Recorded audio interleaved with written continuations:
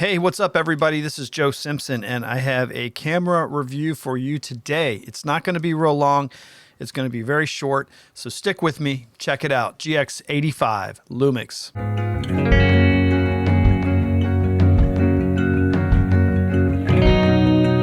So I've been going down this rabbit hole. I bought a couple of new cameras, the G9 II, the S5 II.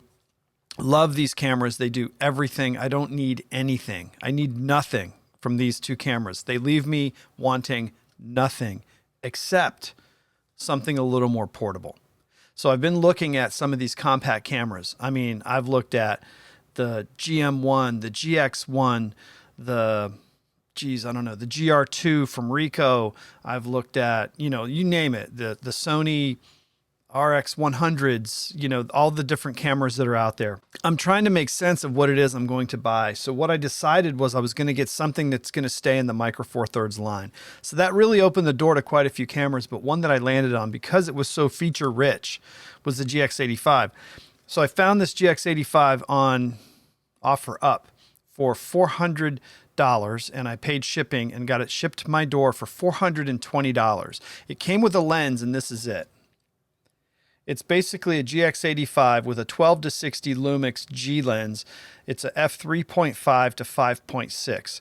Perfectly cool lens, way too big for what I wanted to do with this camera, and it's going in the wrong direction for what I want out of this next camera, which is a semi-pocketable street photography walkabout family camera. Every time I show up with my G9 II or my S5 II with a big fat lens on it, it looks like I'm trying to outdo the photographer at an event. So I don't want to be that guy. I just want to take nice photos. And sometimes I just don't want the extra added weight. So I bought this thing and I thought, well, I don't want the 12 to 60, but I'll pay the price because I think I can sell the 12 to 60. I have it on eBay right now for like $165. It should sell pretty easily with that. So you take off $150 from my $400 and I'm at like $250 for body cost. And I went ahead and picked up another lens, which is really cool, but check this out. This is where I'm going from, okay, right here. And I got the Lumix 20mm f1.7, which is putting me in that Ricoh street photography territory. And look at that. Everything just got really small. Very cool. This camera is so sweet. I went on a walk today in a park and I took some pictures and I just wanted to share those with you and take a look. These are unedited, not color graded at all, except for I pulled them into the Photos app on the Mac and I just hit the magic wand button on most of them just to give them some pop. And that's all I did. They are JPEG, they are not RAW, and they're straight out of camera other than that little magic wand.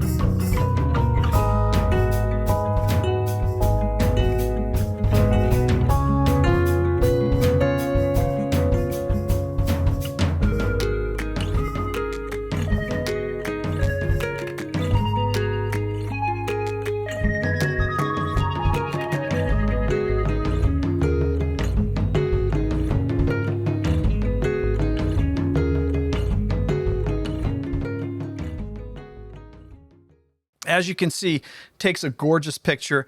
It gets some good out of focus background blur with the 1.7. This is an excellent walkabout camera. This is so incredible. But the one thing I wanted to tell you about this camera that just amazes me, I don't even know how this works, but check this out. Let's say this thing's on a camera strap and it's on your chest and you want to raise up and take a picture, right? How fast can you do it? Now, keep in mind, this camera in my hand is off. I turned it completely off, no lights. On, picture. That is like less than a second or at a second. I've never seen a camera so fast to start up. It's even slow with the 20mm compared to my other zoom lens that I had on here. But man, this thing is so wicked fast. It's incredible. And I love that feature. So real quick, some features you want to pay attention to when you're getting this camera. First of all, interchangeable lenses. This is a micro 4/3 camera, and it has interchangeable lenses. You'll be able to buy no less than 400 or 500 different style lenses for this camera. The pancake lenses, I think, are the best and the most fun. I have the zooms and all the other extra cool stuff for my G9 II and my S5 II, so I don't really need anything other than good walking lens. The other thing that this thing will do, it does 4K video. Now, it has a horrible microphone. You're not going to want to use it for recording events or doing anything special, but for B-roll or just some good shots out and about, it's going to be perfect. It has a screen that flips up and down, so you can go with a low shot or you can flip it up and go with a high shot, but you cannot articulate this out. So you can't film yourself and watch the screen. That's a drawback if that's what you want to do, but for this camera, I don't really use it for that. It's going to be basically just for street photos. I'm going to walk around and take pictures. Every now and then a couple B-rolls, but that's it. So I don't need anything more than that screen. It has a viewfinder, so if it's super bright, you can just put your eye right up to it and take pictures as you need to. It is real close to the back of the camera. My big fat nose touches the focus points all the time, but that's not too big of a problem because I actually start using my nose to like navigate focus points. It's ridiculous. It's got 3-axis in-body stabilization, and with the right lens, it has 5-axis because if the lens stabilized and the body stabilized, you pick up 5-axis stabilization. This thing is rock solid. You can really handhold this thing with video. It's old. It's like 2012, 13, 14. I don't know.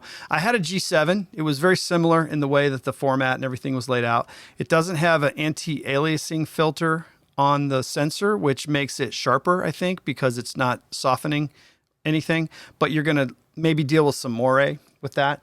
That's not a big deal. It shoots RAW, JPEG. It shoots 4K MP4 up to 100 megabits. It's got a cool creative suite with different effects and color grades and different technical features like time lapse. You can do post focus. You can do 4K burst, so you could pick exactly the shot you want. I think it shoots at like 60 frames a second, so you could really get the perfect frame. Now, when you go to the 4K modes, those specialty modes, you're going to go down to a 4K resolution, which is like an 8 megabyte photo. So it's not going to be super huge, but you can do it. I just leave it in aperture priority. I click it all the way down to f1.7. I take this thing out, I just pop the lens, pop the power on, and I just start shooting away. I leave everything else auto. I'm shooting in full JPEG, the biggest ones. I don't even shoot RAW right now because I'm just having fun. And that's what I would recommend is everybody forgets. They get so caught up in like the perfect dynamic range and lifting the shadows and taming the brightnesses and doing all this different stuff. Just shoot pictures, man. It actually is so fun because today I walked around and I was just basically focusing on my photo composition from a physical standpoint. What's in the frame? What am I looking at? What do I want it to look like? You know, I'm not so focused on the color grading before I color grade or the dynamic range that I'm getting or not getting. Now, I guess if I'm trying to capture something perfectly, that it's going to be important to get those things. But honestly, it's really nice to just turn on a camera and just shoot. It's really cool. So GX85, pick one of these up. You could probably get a body for $300 to $350. If you buy a combo kit with a lens, you probably get one for $4. Get the right lens you want, put it on here and start walking and start snapping. This thing's awesome, dude. And it comes on so fast. I've never seen anything like that before. If you get a chance to use one of these, pick one up and use it and see if you want one for yourself. Let me know what you think. All right, bye.